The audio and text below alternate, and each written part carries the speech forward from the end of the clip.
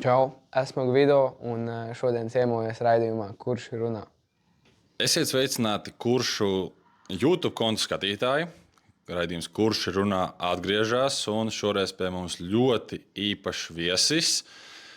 Tas ir šī gada mūsu komandas labākais punktu guvējs, noteikti vadošais uzbrucējs. Tieši pateicoties Gvido, mēs spēlēsim arēnā Rīga, vai tagad sauktajā Xiaomi arēnā, un cīnīsimies par Latvijas čempionātu pirmās līgas zelta medaļām.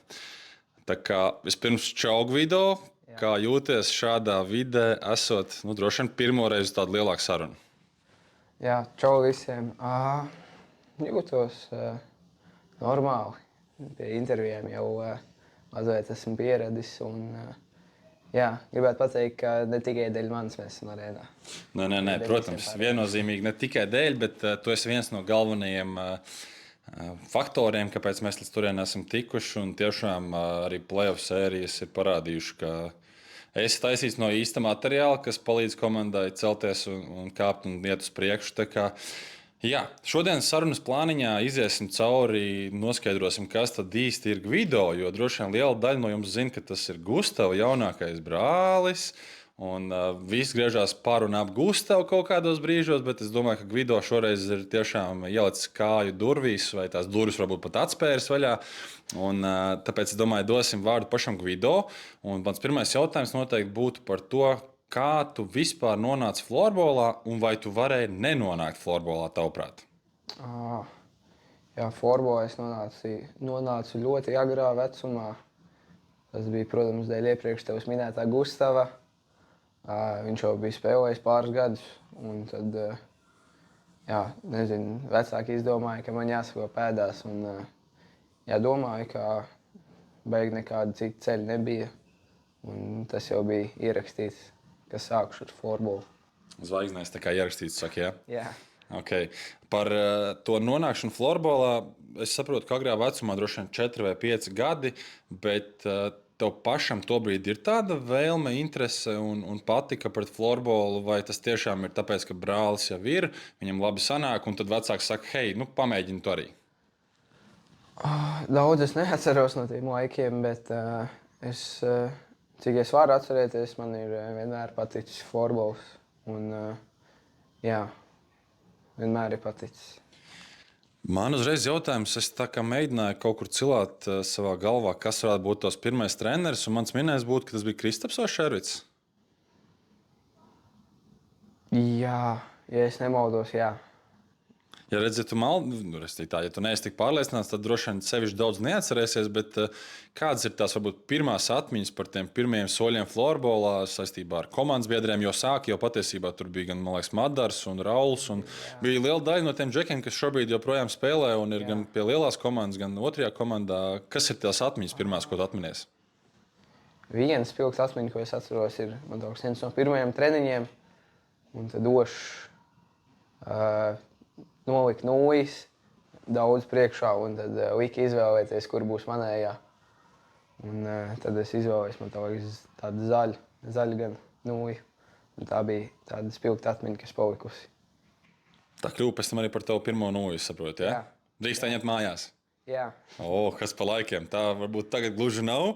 Laiki ir mainījušies, džeki paši pamazām sarūpēja savas pirmās nūjiņas, bet laiki ir krietni pagājuši un mainījušies. Bet, labi, nonāca florbolā, bet es zinu tavu stāstu mazliet, un jau aizklausies arī pāris lietas pārrunājām. Tā būšana florbolā beigās nemaz tik gara nesanāk. Tu principā sanāk atkal mainīt sportu, nevis atkal, bet pirmoreiz mainīt sporta veidu, un tas ir futbols. Jā, nezinu, 8 gados spēlējām, ja es nemaldos, laukos futbolu ar brāli, un tad viņš teica, ka diezgan labi sanāk un ka jāpamēģina futbols.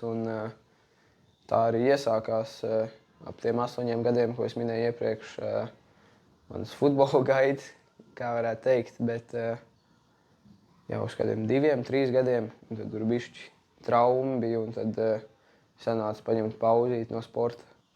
Un tad, kad es no traumas atgriezos, tad man vecāki ieteica vēlreiz pamēģināt florbolu, un tad arī pēc tam aizgāja otrais aplis ar florbolu. Un pēc tam Tur bija Covid, starp citu, par to, ko tu runā, kas ir pēc tam. Jā, Tieši sakarta Covid laiku. jā. Un, nezinu, pēc 21. 22. gads, tad es aizgāju uz basketbolu. Es nezinu, kāpēc patika, gribējās, bet tur es biju kādu pusotru gadu. Un tad jau U14 sezonas vidū es atnācu atpakaļ uz florbolu un esmu uzturējies šeit no kopš tā brīža. Tas sanāk tad pilnas 3 sezonas, un principā pēc vēl pusgada būs 4 gadi pagājuši, kopš atgriezies vajadzētu būt, ne? Jā. Tev būs 18 šogad. Jā. Tad tā plus mīnus varētu arī būt. Jā, jo man tieši bija tas jautājums, tad, kad tu nonāci basketbolā. Es zinu, ka es esmu pats nonācis to brīdi jau Liepājā, mēs satiekamies skolas gaiteņos. Un man citi džeki saka, nu, bāc, tiešām Gvido tik labi iet basītī. Un es atceros tavas atbildes, ka īstenībā kā saspēlnieks tu principā pat gāji pamatā ik pa laikam, un tādu labu lomu jau pat bija mazliet iekarojis sev. Vai es tagad mānos kaut ko? Dažas spēles bija labas, jā, un kaut ko tika arī pamatsastāvā, bet jā, nu, beigās izvēle bija nākt atpakaļ uz florbolu, un neesmu kļūdījies ar šo izvēli. Nu, tas noteikti mums priecē, jo mēs redzam, kur tu esi nonācis. Es tiešām teiktu, salīdzinoši īsā laikā. Un droši vien tavs piemērs būt tam, ka nav jābaidās varbūt arī pamēģināt tos citus sporta veidus.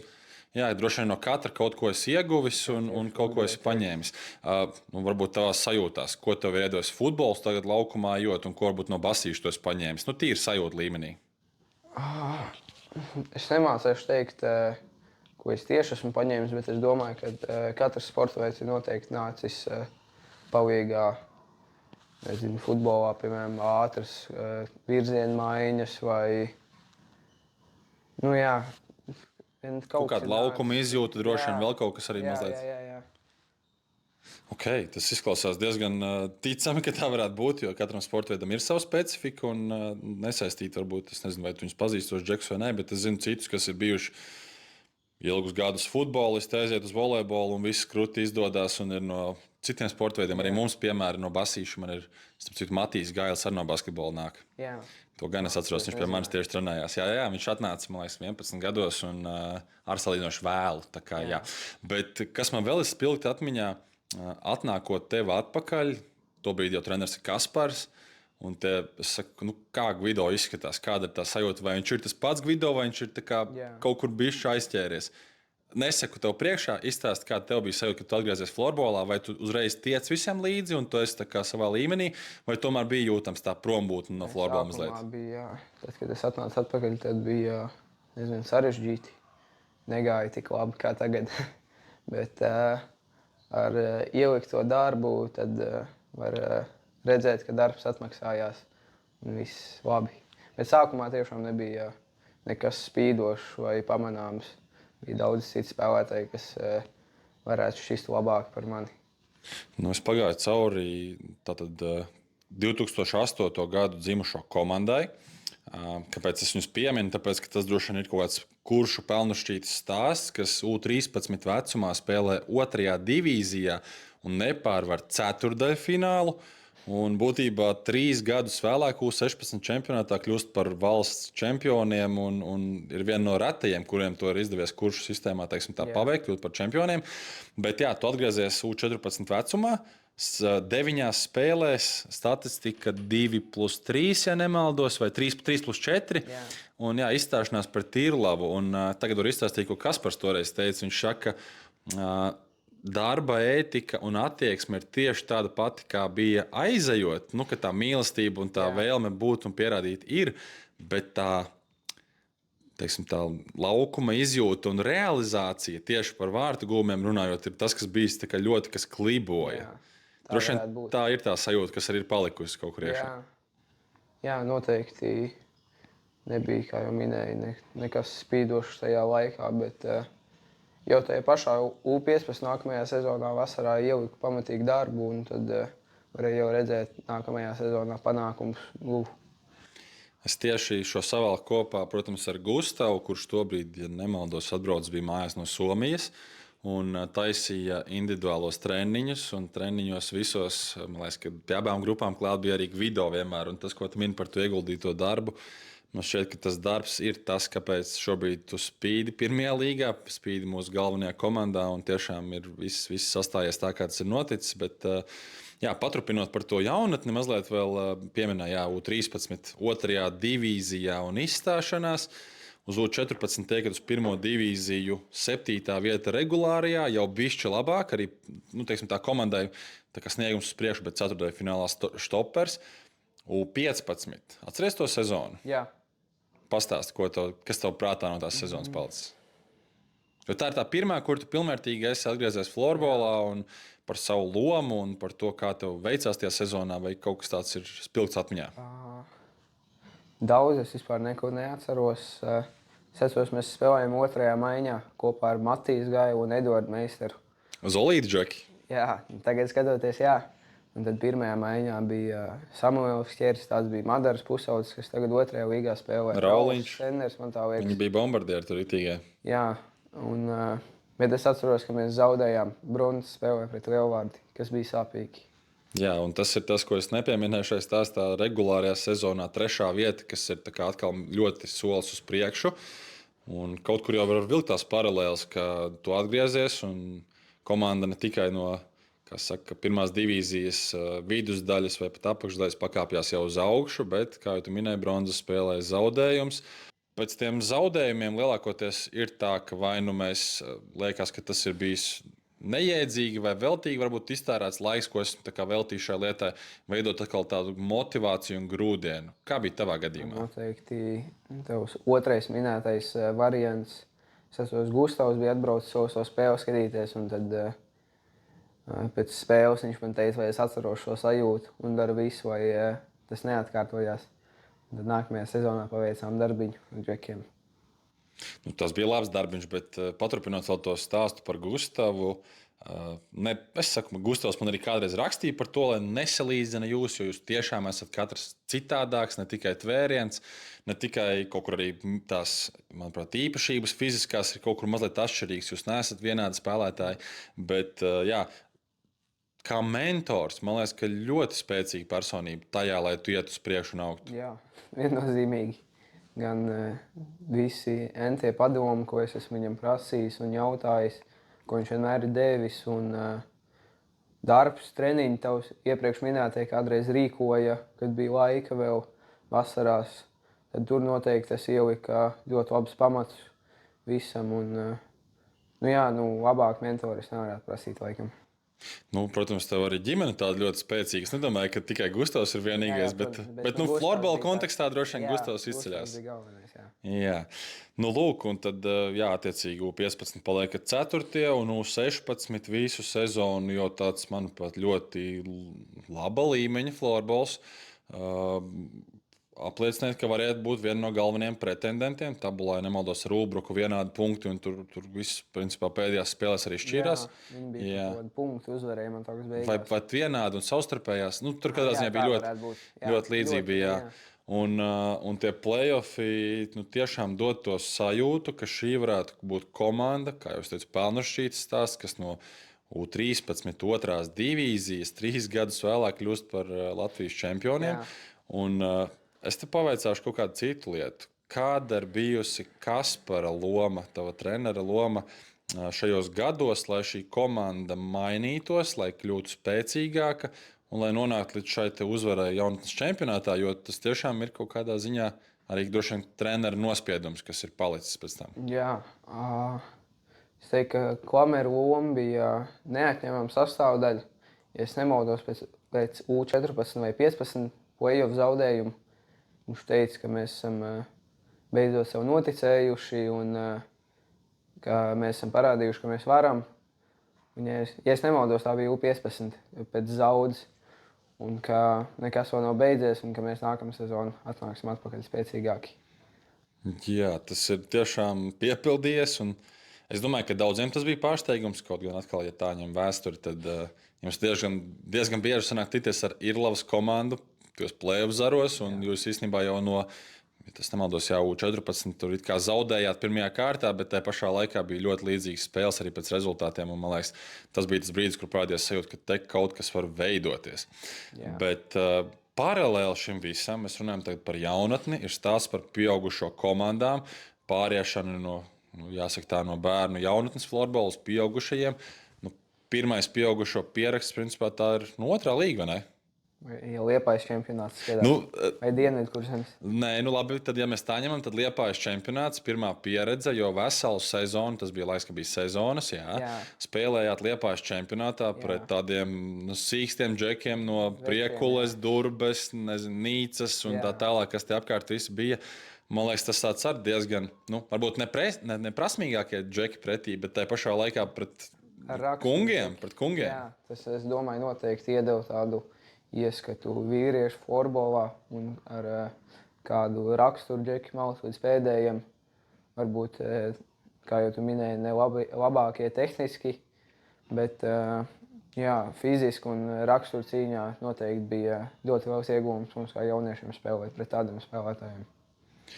Tev, man liekas, jāpievienojas ar to domu, ka, pretī starp citu nāca arī tādi džeki kā Edžus Bunka, kādreizējais virslīgas daudzu sezonu ļoti augsts līmenis spēlētājs. Mihails Kostusevs, vārtos arī Marenko. Tur tie uzvārdi un džeki īstenībā galīgi nešvakie. Man liekas, ka Savickis tāpatās tobrīd arī uzspēlēja Liepājas čempionu paralēli un tā pieredzīte, kur apžēties bija. Bet tas bija pirmais pieskāriens tādam vīriešu florbolam, bet, kā jūs minēju, pēc kaut kāda brīža. Tas jāsāk nākamā sezona tā bija. Tas, laikam, bija pagājušā sezona. Spēlēšana otrajā līgā. Sezonas startā kaut kā mēs toreiz ar Mārtiņu runājām, ka tev bija bijusi iekšā sajūta, kad ir tavs laiks būt pie virslīgas un tas ir tavs laiks kāpt iekšā komandā. Tas bija ļoti grūts un garš solis tomēr. Jā, protams, es vienmēr esmu gribējis būt ar džekiem, kas ir labāki par mani apkārt, jo tā var tikai izaugt kā spēlētājs. Un es bieži Mārtiņam gāju prasīt, ko es varu darīt, lai es tiktu beidzot virslīgas sastāvā. Un, tiešām diezgan ilgs ceļš bija līdz tai virslīgas debijai, kas bija iepriekš sezonu pusē tikai. Es tikai šajā kontekstā gribēju runāt par pacietību, jo man kāpēc šķiet, ka tas nebija tikai pussezona, ko tu tagad piemini. Bet, principā, tā vēlme būt mūsu komandā bija jau tad, kad mēs spēlējām pirmajā līgā un arī spēlējām arēnā. Man kaut kā tāda iekšējā sajūta bija, ka tas ir pusotrs gads, kura laikā vismaz mēs ar Gustavu tā bijām runājuši, ka viņš tā kā tev virza uz nonākšanu lielajā komandā un tā tālāk, un arī tu pats gribi un esi mērķtiecīgs un ieguldi darbu vasarā un tam līdzīgi, bet kaut kāds briedums droši vien nebija vēl pienācis, lai nonāktu tajā komandā, bet ienāca jau ar diezgan troksni, ne? Tur viss zvaigznes salikās. Sanda trauma, kas it kā no vienas puses nav labi, iedeva man iespēju tikt pirmajā maiņā, kur man bija apkārt džeki, kas noticēja man un meklēja man tajā Irvaus spēlē.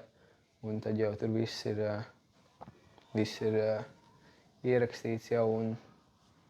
Pieteikties ar 4 vārtiem, pārpildīt manēžu. Labi, varbūt ne tik pārpildīt kā tu pēdējās spēlēs, bet joprojām ļoti pilna. Tribīnēs Gustavs, pirmais iznāciens laukumā. Kopumā kāda ir tā sajūta, kas ir palikusi par šo pirmo spēli? Neaprakstāmas emocijas, laikam.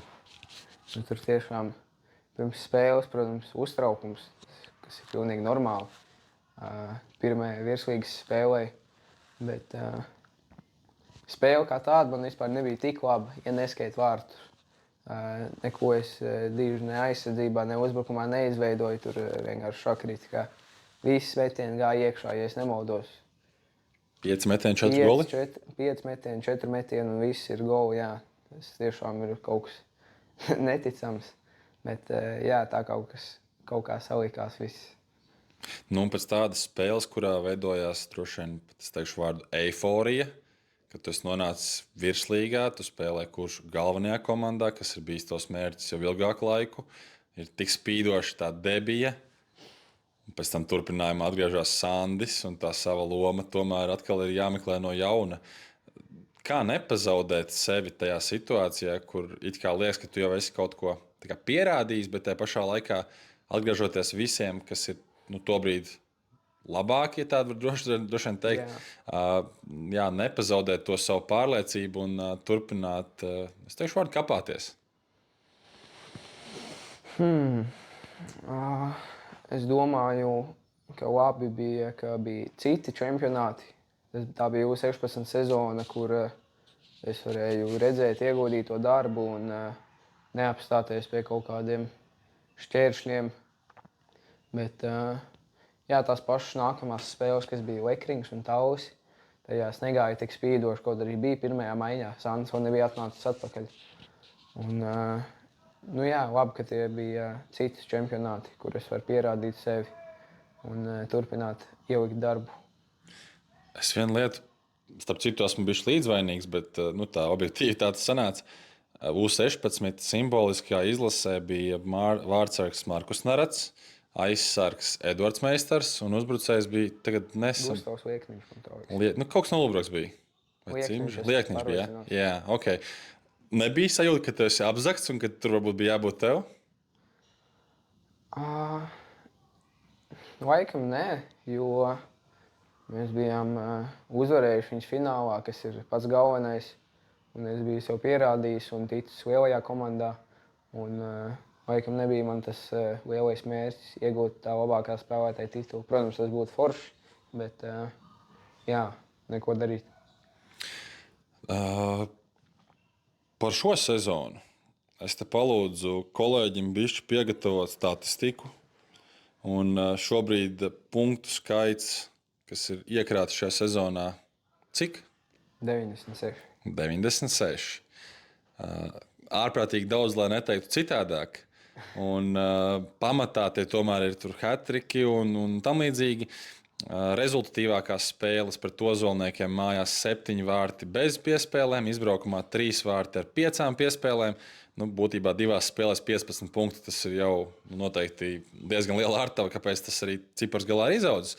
Bet to nenoniecinot, 15 no 28 līdz šim aizvadītiem spēlēm ir vismaz 3 vārtu gūmi.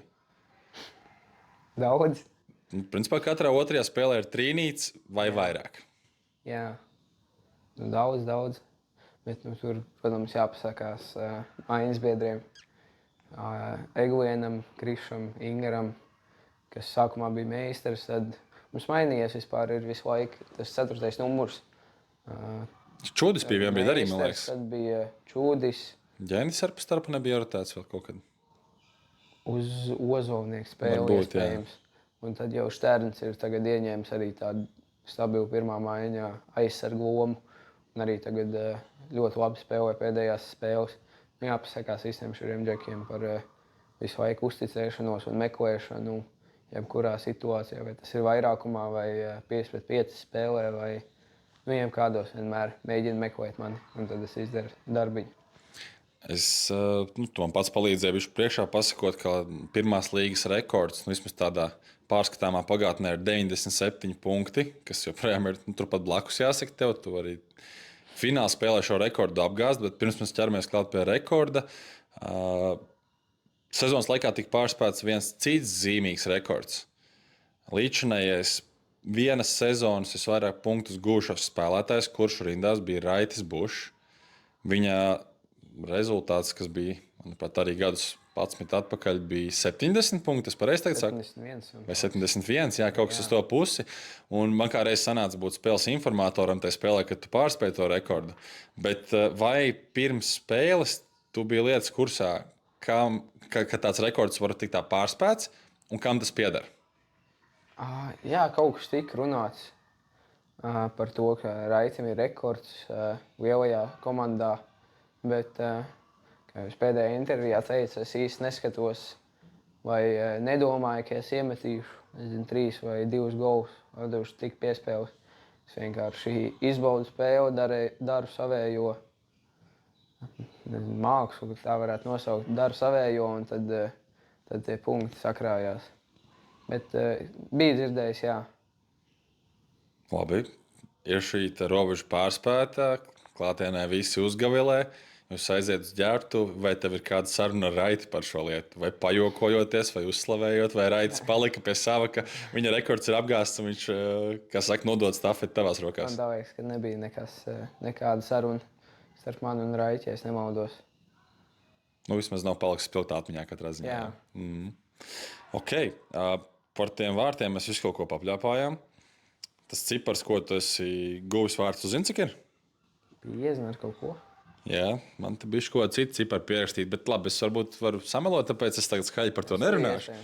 Bet man tev ir jautājums, vai tu vari nosaukt secībā savus partnerus, no kuriem visbiežāk tu gūsti vārtus? Kas ir tas, no kura visbiežāk, kas ir 2. vietā, 3. un 4. Nu, 4. mēs jau zinām, bet kādā secībā viņi sakārtojās, kuri visbiežāk tev atdod piespēli, kad tu gūsti savus vārdus? Es domāju, ka pirmais ir Krišs, tad ir Ingars, tad ir Egliens un tad ir Šterns, ja es nemaldos. Vai arī Ingars? Es tev varu pamēģināt ciparos pasaukt. Šoreiz jāsaka tā, laikam jau ar atrāvienu. Priekšā ir Ingars. Kopsumā 20 vārtu guvumi ir no Ingara. 20 tātad, jā. Krišs ir iedevis 13 rezultātus piespēles. No Egliena ir 14 un ir vēl viens, kas ir ielīdz pa starpu, bet labi, to es varu pieminēt tikai.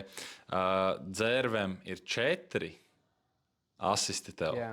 Tas bija viens periods, kad viņš spēlēja ar jums kopā. Starp citu, vēl viens 5. kad Ingars laikam bija ārā. Jā. Tā kā Dzērvem ir 4 piespēles un vēl 3 piespēles ir no Šterna. Tā kā Ingars ir bijis ražīgākais, kā saka, barotājs tev sezonas laikā. 20 piespēles, tas ir, liekas, ārprātīgi daudz. Paralēli man vienbrīd bija sajūta, ka tad, kad laukumā ir mūsu vairākums, mēs esam tiešām super bīstami. Vai tu zini, cik vārtus tu esi gūjis vairākumā šo sezonu?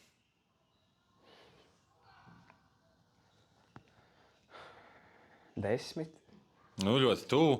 Regulārajā sezonā es teikšu vārdu tikai 5 un 4 playoffos. Tā kā patiesībā no tā visa lielā vairuma punktu, kas tev ir, vairākumi galīgi nav bijis tas kriterijs, kur tu vari teikt, ka šeit tieši ir tā vieta, kur es krāju tos punktus visvairāk. Sākumā mums nebija labs. Nebija labs. Arī labs vairākums. Pašam tev sezonas sākums patiesībā punktu izteiksmē tur diezgan stīvi gāja. Jā. Spēles bez gūtajiem vārtiem šo sezonu. Cik es varu atcerēties, tās ir bez vārdu gūmiem. Bez vārdu gūmiem, jā. 3. Regulārajā sezonā 4, bez vārtiem un playoffos vēl 1. Jā. Un spēles bez punktiem. Tas liekas, ja tev ir tulīt 100, kā var būt, ka bez punktiem, bet ir. 1. 2 tās ir. Regulārajā sezonā ievadā pret Tulbroku izbraukumā. Galīgi sauss bija viss. Tur negribēja bumbu nekur vārtos atrast vietu un playoffos kuldīgi. Jā. Tā kā ir bijušas arī šādas spēles, un tad, ja tu paskaties, ka tev ir šobrīd 96 punkti un ir 2 spēles vēl bijušas, kur tu vispār paliec bez punktiem, liekas, ka kosmos vienkārši, kur mēs esam šobrīd ar šo lietu. Tas tā varbūt par statistiku mazliet, bet vai tev ir kāds noslēpums, kā panākt, ka tās bumbas atrod to ceļu vārtos? Jo es zinu, ka džeki komandā ir, kas uz soliņa skaita metienus. Tas metienu skaits arī nav tā, ka būtu 4 metieni un 4 goli katrā spēlē. Diezgan agresīvs tu esi uz vārtiem, bet vai ir kaut kāda īpašā formula, kā tu esi nonācis pie tā, kur tu esi šogad? Tā arī ir man tā panākuma atslēga, ka nebaidos mest. Un esmu sezonas laikā iemācījies, no kādām pozīcijām labāk mest un kurās dot piespēles. Bet galvenais, es teiktu, nebaidīties mest. Un bieži vien jāpamet garām pirmajam blokam, tā Gustavs bieži arī saka. Un tad jau bumbiņa atrod pati ceļu vārtos. Kas ir mīļākā vieta vārtos, kur gūt vārtus, kurā zonā mest? Jo man ir absolūti sajūta, ka tu esi no tiem spēlētājiem, kas grib iemest gar to stabu virs celīšu vārtsargiem. Nē, iespējams, jā, bet es pat neskatos īsti uz vārtiem, kad es metu. Kā jau es teicu, es pametu garām galvenais tam pirmajam blokam, bet man patīk virs kājas ielikt. Tālijā. Indītē, jā. Jā, jo tu neesi tas klasiskais, kurš meklē devītniekus un gar stabiem Ja sanāk, bet... Jā, virs kājas es teiktu, ka vislielākā iespēja iemest ir tur vārsagam ļoti grūti ir ķert bumbas. Šis droši vien ir tas, ko varētu klausīties mazie mūsu, kuri domā, ka vienīgais gols skaitās tad, ja ir stabiņi apglaudīti un tad ir iekritus bumbu vārtos. Tā kā galīgi tas droši vien nav. Un tava rezultāti šo sezonu liecina par pretējo, ka nevienmēr jābūt tik tādam. Par kopumā šo sezonu, par lomu, par to, kā tu jūties komandā, jo pagājušā gadā komandā ir Polis, Bliska, Lēvalds, spēlējām virslīgā. Šogad šie trīs, es teiktu, arī dominējošie spēlētāji, gan pēc punktiem, gan pēc personībām, dodas katrs savā virslīgas virzienā. Kā tu jūties šajā kolektīvā un šajā maiņā, un kāda ir tava loma komandā kopums kāds ir? Jūtos fantastiski. Mums ir tiešām laba brigāde savākt ar džekiem, kas viens otram ir gatavi palīdzēt. Nezinu, loma. Man ir jāiemet vārti. Tas ir laikam arī iepriekš minētā statistika liecina. Un arī, es jau teicu, ka džeki visu laiku meklē mani. Un tad es zinu, kas man ir jāizdara. Bet jūtos ļoti, ļoti labi. Es nešaubos, ka tavi maiņas partneri ir tavi mīļākie partneri komandā, bet uzspēlēsim maz tādu, es saukšu to par spēli. Es pa vienam ņemšu ārā tavus maiņas biedrus, un tev ir jāpasaka kāds cits no saviem komandas biedriem, bet tas teorijā varbūt arī no otrās līgas, ja tev tur kāds tīkamāks šķiet, kuru tu gribētu likt šī partnera vietā. Un es sākšu ar Krišu. Ja Krišs rītdien nevar spēlēt, vai vienalga pēc nedēļas, finālā viņš spēlēs un viss kārtībā, bet teorijā pienāk diena, kad Krišs nav, kuru tu gribētu redzēt Kriša vietā?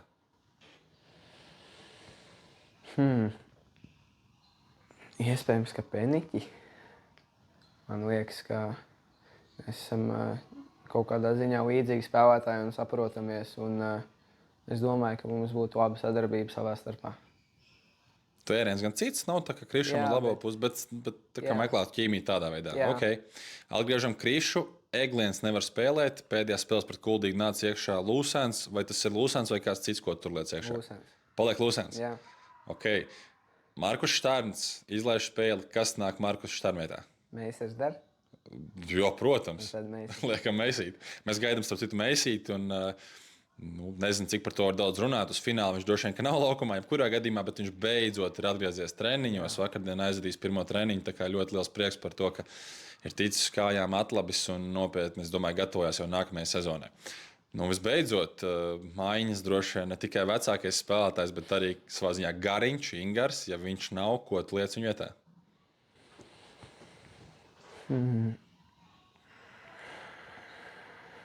Bišķi jāpadomā. Kaut kas jau šo sezonu pabija. Mēs jau te par Dzēru pieminējām. Tur tikpat labi varbūt, nezinu, Einiņš, Čudis. Kas no trešās maiņas? To pašu Dzēru. Dzēru var likt, jā. Ar viņa laukumu redzējumu var atrast. Tev ir jāatrod brīvu vietu, un tad viņš tev tur iedos bumbu, un tad tur tik jāliek vārti. Jā, principā man liekas, ka Dzēram 4 piespēles tev vai nebija visas pret Ķakavu. Man kaut kā atmiņā, ka viņš tur bija baigi sabarojis. Vienā spēlē bija ļoti daudz piespēles tieši tev, bet varu tagad Ķakavā nebija, ne? Iespējams, bet 4 man kaut kas nebija. Okay. Varbūt. Vismaz. Jā, ļoti iespējams, jā. Labi, par šo mēs liekam malā. Priekšā mums ir fināls, bet vēl tagad atskatoties, tā kopumā, grobiņa. Kas bija lielākais izaicinājums, lai šo kārtu pārvarētu? Visu laiku būt tādā fokusā. Kaut arī mēs esam 2-0 vadībā. Zinājām, ka nekas nav uzvarēts un Leģions cīnīsies līdz pēdējiem. Un vēl trešā spēle uz koku, kur mums ir tāda bišķi nepriekšrocība un grobiņi, kas ikdienā trenējās uz koka, protams, ir priekšrocība. Bet, es teiktu tāds koncentrācija uz mazajām lietām un uz Mārtiņa norādījumiem. Labi. kuldīga, 5 spēlēs, aizraujoši, smagi, sarežģīti, saucam, kā mēs vēlamies. Kas bija tas grūtākais, lai to pārkāptu soli?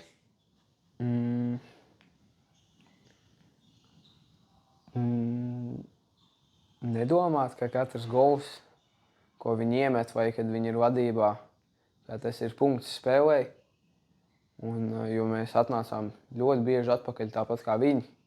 Bieži spēlēs bija, es nemaldos, kuldīgā -3, un viņi atnāca atpakaļ. Un tad viņi aizgāja +2 vadībā, un tad mēs jau atnācām atpakaļ. Un man liekas, beigās uzvarējām to spēli. 6-5 tā bija tā, jā. Jā. Un, bet iespējams kaut kur trūka tas tā iepriekš minētā koncentrācija. Kad mēs, piemēram, 2-1 vadībā bijām un viņi ir iespiesti stūrī. Mēs esam spēles beigās, 10 minūtes pirms beigām vadībā. +1, ja es nemaldos. Un, nespējam noturēt to vadību un zaudējumu būvīšos. Bet tad jau izdarījām mājas darbus visi komandā iekļautie un pabeidzām sēriju 5. spēlē. Atgādinājumā par būlīšu sēriju. Ja šodien būtu iespēja vēlreiz iet būlīt, kaut ko mainīt?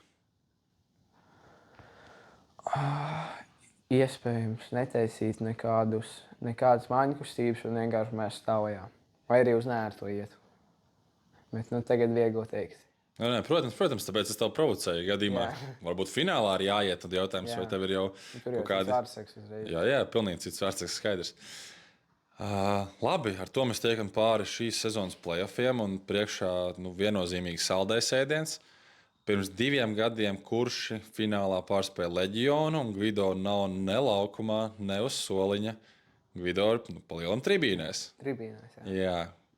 Kādas atmiņas vai iespaidi palika par to dienu, par to kaut kādā veidā saviļņojumu? Un tagad varbūt var jau iztēloties mazliet, kā tas būtu, ja būtu jāiet laukumā. Kas palicis prātā un kāda ir tā sajūta, ka tev tas drīz būs priekšā? Kas palicis atmiņā, laikam emocijas pēc uzvaras, uz kurām tiecās katrs sportists, kad skrien pie saviem faniem un nezinu, es jūtos, protams, ļoti labi un esmu pārliecināts, ka mēs izdarīsim mājas darbu par Ogri, arī Mārtiņš, protams, un mēs iesim cīņā labākajā sevis versijā un nenoliedzami iesim tikai un vienīgi uz uzvaru. Par to atmosfēru domājot, toreiz, es saku, oficiāli dati man nav, bet es teiktu, manā galvā tie bija 1000 līdzjutēji no Liepājas. Un tie, kas nav liepājnieki, bet atbalstīja Kuršus, tur bija diezgan tāds kopls pulciņš cilvēku. Esot varbūt ne laukumā, es saku, ir kaut kāda priekšnojauta, kā tas varētu būt kāpt laukumā un tur atrasties? Laikam, ka nē, es domājos tā, vienkārši gribu to pats pieredzēt un tad pēc tam es varu pateikt, kā tas ir. To mēs pavisam, jāsaka, nedēļu vēl jāpaciešās un jau dosimies laukumā un varēsim novērtēt, kā tur sokās. Bet par pretinieku finālā tā ir Ogres komanda, ar viņiem pēdējā gada laikā neesam tikušies, sastāvam, teiksim tā, uz šo sezonu pievienojušies. Es tagad varu minēt, bet es teiktu kādi 6, 7 Lielvārdes virslīgas spēlētāji. Jā, tikai tāds pamatkodols tagad no Lielvārdes bijušiem virslīgas džekiem veidojās. Klāt arī Vaitaitis, kurš savulaik ir bijis Lielvārdē, vēl tur pāris džeki, kas varbūt pāris sezonas nebija spēlējuši un tam līdzīgi. Ir kaut kāds priekšstats, kas varētu būt sagaidāms no fināla spēles? Cīņa par katru laukuma centimetru, es domāju, abas komandas nedos nekādas priekšrocības vai brīvs metiens. Katrai bumbai metīsies priekšā un es domāju, būs ļoti sīva cīņa līdz pašai pēdējai sekundei. Principā pirmās līgas fināli vispār reti kad liek vilties. Tā kā tu mini, ir iespējams, ka arī šis gads varētu būt līdzīgs, kad ir tiešām pamatīga cīņa un laukuma centimetri tiek skaldīti un dalīti, kurš kurā varēs būt spēcīgāks un dominēt. Pašam sajūta, kas ir vēl pa šo nedēļu jāizdara, tu jau minēji pagatavoties, droši vien domā video paskatīties, pāranalizēt, kā pretinieks spēlē, bet tīri tā emocionāli vai psiholoģiski, kā saka, kā nobriest tai dienai? Laikam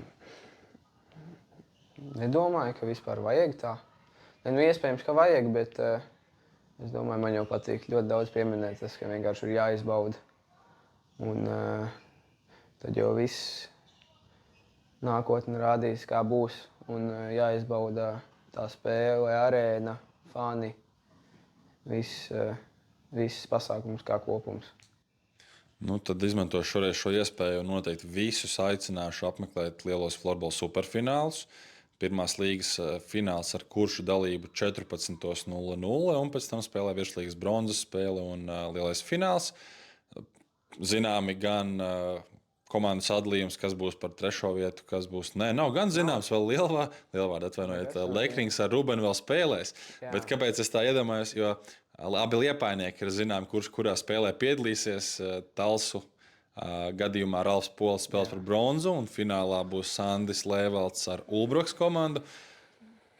Neatkarīgi no otra pāra, šīs būs tavas favorīta komandas, kurām bišķi pasakot līdzi, ņemot vērā, ka tur ir liepainieki, vai tomēr florbols kā tāds ir jābauda, un tu nefokusēsies tik daudz uz to, kas tur notiek tālāk? Es laikam nefokusēšos uz to tik daudz, kāda spēlētāja spēlē katrā komandā, un es ceru vienkārši, ka būs ļoti aizraujošas spēles, gan par bronzu, gan par zeltu, un izbaudīšu florbolu. Nu, es domāju, ka tas būs grūti neizbaudīt, jo tas piedzīvojums tiešām ir liels. Un arī es varu teikt no savas puses, diezgan daudz ko florbolā esmu piedzīvojis un redzējis, bet būšana ar kuršu komandu arēnā, kaut gan tas ir pirmās līgas fināls. Pagājušais bija ļoti emocionāls, saviļņojošs un tiešām ar lielu lepnumu varēju stāvēt uz komandas soliņa, just līdzi un piedzīvot visu, ko mēs tur piedzīvojām pagājušajā reizē. Jā. Un es domāju, ka šoreiz nebūs nekādā veidā citādāk. Varēsim gan kā spēlētāji, gan kā pārstāvi, gan kā līdzjutēji to dienu izbaudīt. Un tiešām noteikti ir vērts ieplānot, doties un piedzīvot to visu kopā ar mums. Es gribētu teikt, nākotnes plāniem. Es piesaucu visādus punktus, tu man gan saki, ka tas nav svarīgi, bet gribētos palikt uz kādu laiku vismaz tam, kurš ir pierakstījies pirmajā līgā ar rekordu atkārtojumu vai pārspējot līdzšinējos 97 punktu krājējus. Tur bija tāds bariņš, tu man iepriekš teici, ko bija papētījis. Vai varbūt ir mērķis uzreiz uz 100 punktiem tēmēt, vai tam vispār nav nozīmes? Nu, nav nozīmes. Man ir galvenais uzvarēt, un tad jau skatīsies, kā būs ar punktiem. Bet jā, tiešām galvenais ir komandas panākumi, un šogad mērķis ir tikai un vienīgi zelts. Un man prieks par to, un es zinu arī, ka tu skaiti tās uzvaras līdz sezonas beigām, cik ir jāsakrāj, un tad viena vēl ir palikusi. Jā. Par nākotnes mērķiem šobrīd sēdi šeit, mācies 11. klasē, drīz paliek 18 gadi. Kā jau kārtīgs liepainieks pēc vidusskolas droši vien es jau iecerējis kaut kur tālāk ceļot, es tā pieņemu. Neesam gan par šo runājuši iepriekš. Neesam.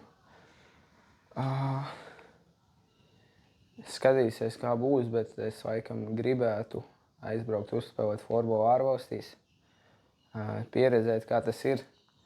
Un, protams, Latvijas izlasē arī, bet pēc vidusskolas pabeigšanas, ja būs kāda iespēja, tad es domāju aizbraukt uzspēlēt ārvalstīs.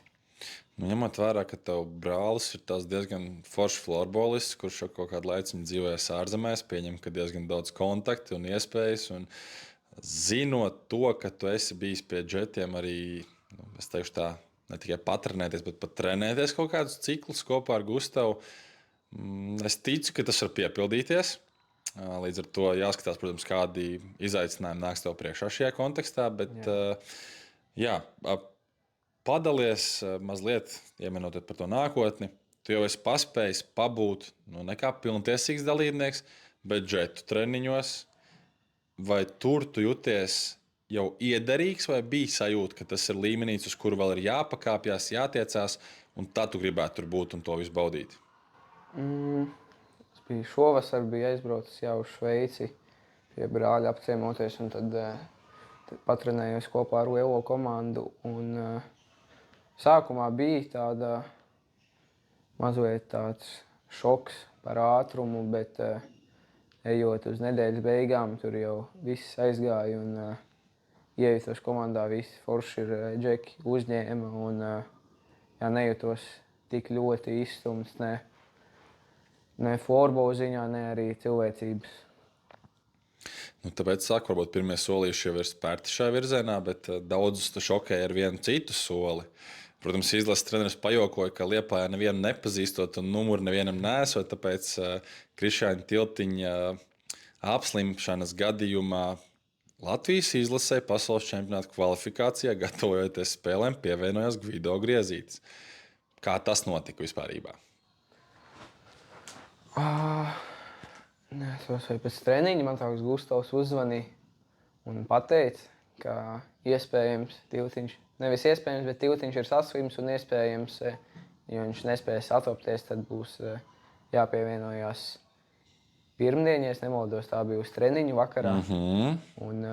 Bet tad sanāca, ka viņš jau nebija izaseļojās arī otrdien, un tad arī otrdien es pievienojos uz nulli treniņu ar Latvijas izlasi.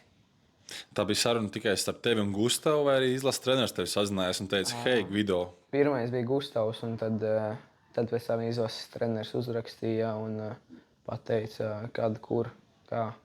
Jā. Jo par to tā baigi skaļi, protams, mēs tur nerunājam un tam līdzīgi, bet, lai tu saprastu, kā tas viss izskatījās, ir tas pirmais treniņš, un mani 9 gadnieki, kas arī bija atnākuši pastīties treniņu, prasa, treneri, Gvido rīt spēlēs Latvijas izlasē? Tas nav joks. Tev droši vien sajūtas varēja būt līdzīgas, ka tu esi tur blakus un droši vien apzinājies, ka laukumā tu neiesi uz izlases spēlēm, bet tā būšana tur, tas, man liekas, ir tāds ļoti liels kompliments. Jā, noteikti. Nevar salīdzināt ar neko citu, kur esam spēlējis. Tur ātrums ir tiešām fenomenāls un bumbiņi kustās nežēlīgi ātri un jāpieņem lēmumi gandrīz vai milisekundēs. Tiešām bija forši uzspēlēt ar tādu līmeņu džekiem. Kas ir ne tikai Latvijas labākie, bet arī no ārzemēm sabraukušie. Līmenis tiešām augsts, bet kas man ļoti priecēja un savā ziņā arī pārsteidza. Es redzēju 2 tavus treniņus, un man bija abos sajūta, ka galīgi nekrīt ārā. Ne tādā izpratnē, ka tu tur būtu uzreiz līderis un ietu dominēt un tam līdzīgi, bet tajā domāšanas ātrumā, tehniskajā izpildījumā, visur, kur tu tiki iesaistīts, likās, ka tiki līdzi.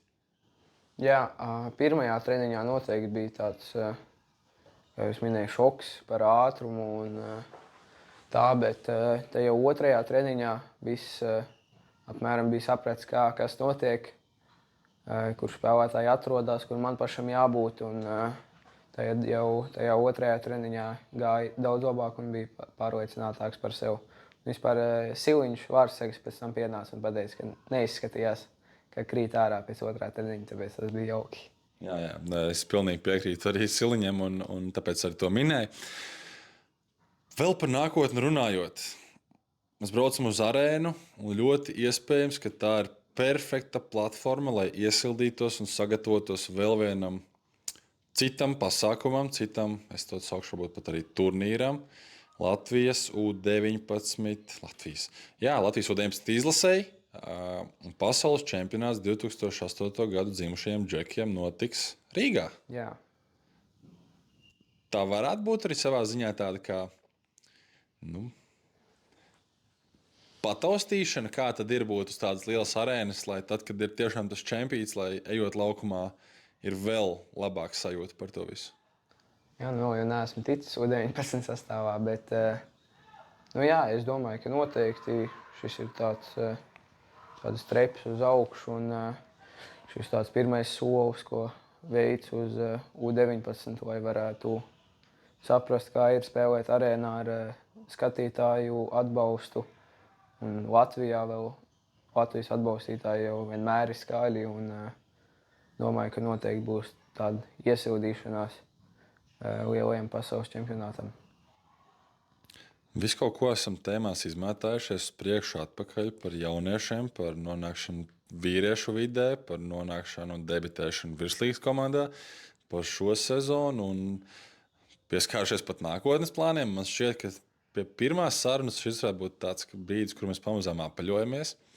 Un ar šo visu es tikai vēlos pateikt video, ka man tiešām ir liels prieks, ka tu audz arī kā personība. Es to ļoti jūtu, un es gribu teikt, ka to jūt arī komandā Džeki. Līdz ar to mums ir liels prieks, ka tu esi viens no tiem, kas vezumu velk uz priekšu un cenšas komandu virzīt. Un toties gan komandas mērķiem un piepildīt arī savus individuālos mērķus. Tāpēc jā, tiešām prieks, ka mēs varam būt arī šodien šeit, mazliet aprunāties. Varbūt kādam parādīt, ka tu neesi tikai Gustavs brālis, bet ka tu pats esi tiešām foršs Džeks un Džeks, kas ies laukumā 11. aprīlī cīnīties par kuršu krāsām, par to, lai sezonu pabeigtu uz izcilas nots, atļaušos teikt. Tā kā pavisam noteikti to es tev novēlu.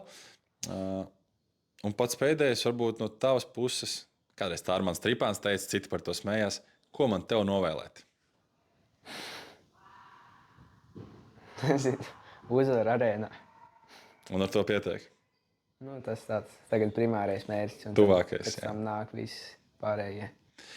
Labi, Gvido, tad tieši to mēs ne tikai savā vārdā, bet droši vien visu, kurš ir runā un arī kurš sakotāju vārdā novēlēšu tev uzvaru, novēlēšu skaistu spēli. Nebaidīšos arī no aizraujošiem notikumiem laukumā. Nevajag mums obligāti ar 14-0 uzvaru. Tas varbūt nebūs tas, ko mēs sagaidām no lielā fināla, bet visā visumā tiešām man ir prieks, ka tu esi atradis sevi florbolā, ka tu neesi aizķēries ilgāk futbolā vai vēlāk basketbolā, ka tas ceļš tiešām ir atvedis līdz mums, līdz kuršiem. Un es zinu, ka ar tevi un tavu spēli un tavu sniegumu lepojās kā Gustavs Šveicē, tā tava ģimene. Tā lielākā daļa no tiem, kas teikdienā nāk uz spēlēm, jūt mums līdzi. Un esmu droši, ka ar šādu sajūtu ir jādodas arī laukumā un jābauda fināls. Un tālākais viss jau, es domāju, pats no sevis atnāks. Jo pareizās lietas tev ir ieaudzinājuši vecāki. Un Gustavs tiešām ir superīgs piemērs, kuram savā ziņā sekot, bet savā ziņā to ceļu varbūt mīt savu taciņu.